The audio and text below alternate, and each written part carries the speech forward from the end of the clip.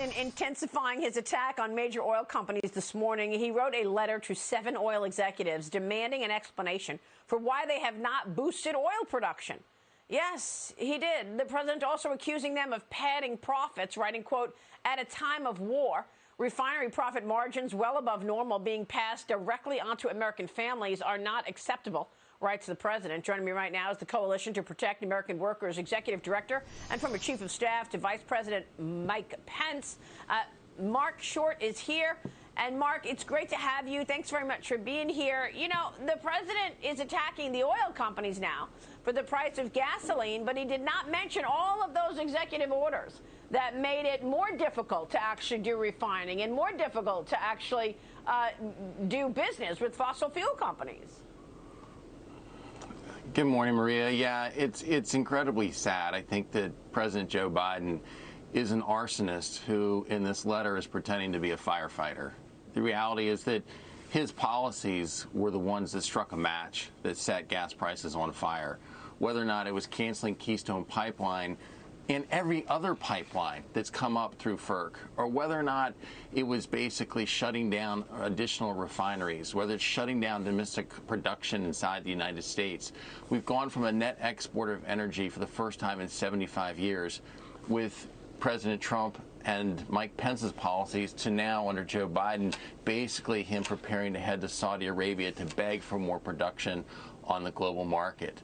The reality is what he's trying to do is he's trying to set up an incredibly disingenuous campaign against American companies. And what he wants to do is to shift blame to them. And Maria, you get this, but it's harder to explain that these companies will be filing earnings soon, which will be record earnings. And the reality is that as prices have gone up, they profit from that. But the administration prevents them from actually having any capital expenditures into new production, just like the refineries cannot produce new refineries. Just recently, the Chevron CEO said, sadly, we've not had a new refinery built in the United States in decades, and we may never do it again. And so they cannot expend additional resources for capacity because of this administration's policies. So of course they're going to have earnings because they can't put the resources into new projects.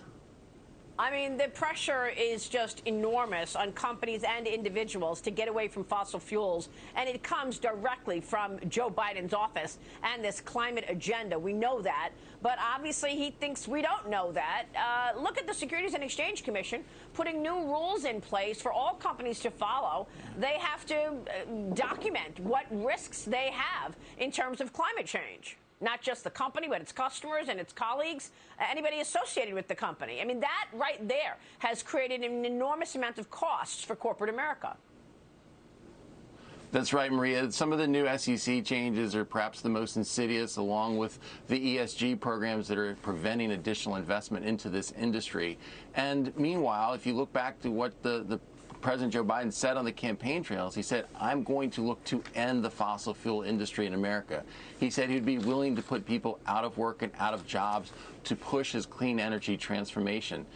And Maria, you know, we talk about it from an economic consequence, but there's a significant national security consequence, whether or not you're needing to depend upon the mullahs in Iran and try and strike a new deal there, or a dictator in Venezuela to put more oil on the global market.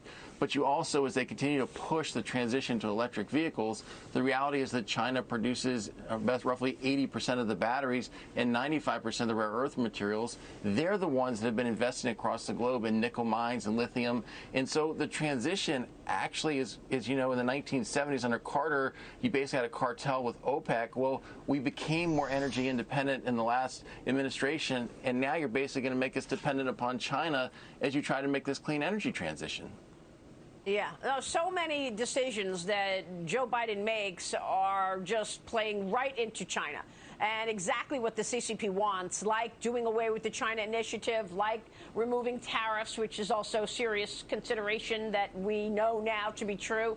But I want to get your take on really what they're doing in Washington right now, because even with all of this, Mark, Chuck Schumer is still trying to push through this climate agenda and a new reconciliation package to get Kristen Sinema and Joe Manchin on board.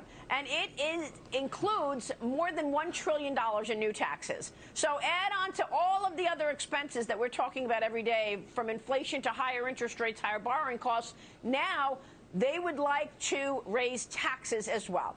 You say Washington's idea of taxing American oil and gas companies is only going to make it more expensive to do business. Tell me about that. Well, it's exactly right, Maria. Inside some of the packages they've negotiated, in fact, in the Build Back Better plan, there were significant tax increases on oil and gas companies. And there's no doubt that the administration knows today that there's a larger number of Americans who blame President Biden and Democrats in Congress for our high energy prices than they blame oil companies.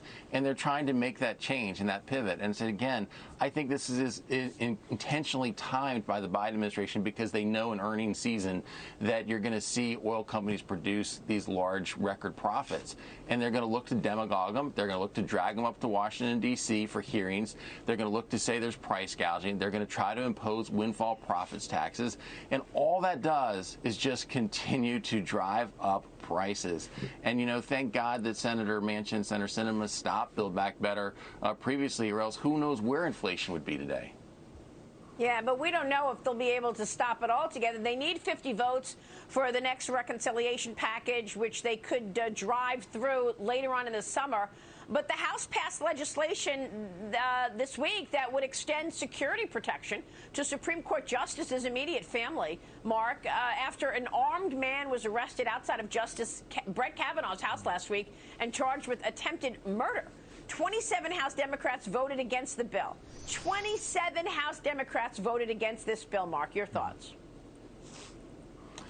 Well, Maria, the Biden administration should have been providing protection previously for Supreme Court justice families, knowing what the threat is. We have an imminent decision on Dobbs that these families deserve their protection. It could come, frankly, as soon as today.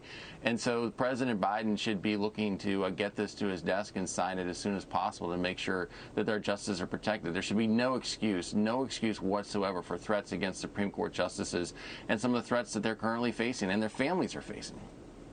Yeah, that's right. Mark, it's great to get your insights on all of that. Thanks so much.